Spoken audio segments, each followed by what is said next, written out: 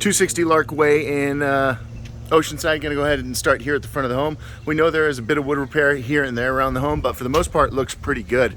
We do have areas like this, what would you call this, just outside the window that could or could not be included with the roof. It can be done at a separate time, but there is a little bit of wood damage up there we'll take a look at real quickly.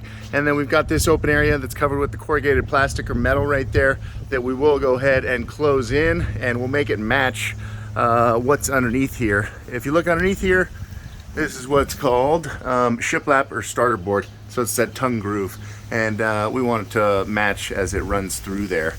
If you put regular plywood, it would obviously not be as aesthetically pleasing. Looks like those beams are still in pretty good shape. Sometimes if there's only like a quarter inch at the top of them that's rotten, we'll trim that out and do something strategic so we don't have to change out these beams, because that can get very costly. It looks like we got some water damage on the inside corner there.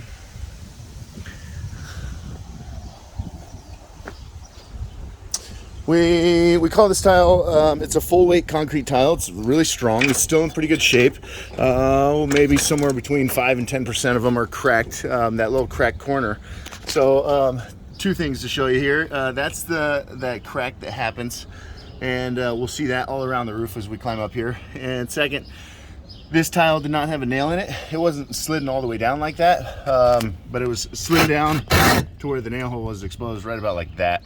So I finished sliding it down just to give you a look at the underlayment, what it looks like after 35 years. It's will be on its life expectancy, and definitely time to replace it. There's another crack corner right there.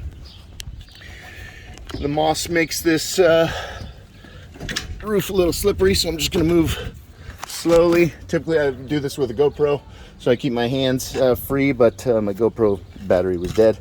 There is a unmatching tile. We know that was replaced at some point.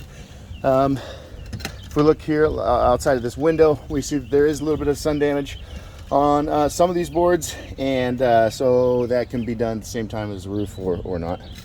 Another chip tile there. So the more we look around for those, the more we find. It was much worse on the neighbor's house. It was basically every other tile had that chip in it. The mossy buildup is can obviously be power washed off, but a lot of times a ton of the color will come with it, and so we see some of the houses in the neighborhood that have been power washed, and the red, the terracotta, is just very dull. And so we make sure to disclose that just so that nobody's surprised if that does happen. Looks like you got grass all the way around the house. So a lot of times we're actually not supposed to allow the water to go down the storm drain, and that can be difficult in some situations, but it looks like it's not too bad of a situation for your home. I'll go ahead and set down my phone real quick. And just a couple things I wanted to point out up here that were a good sign. There's some newer mortar right there and some replaced hip caps there. And then we see some replaced tiles throughout the back of this roof, and some new mortar up there. So there's nothing totally glaring, fortunately, on this roof. That's a major emergency.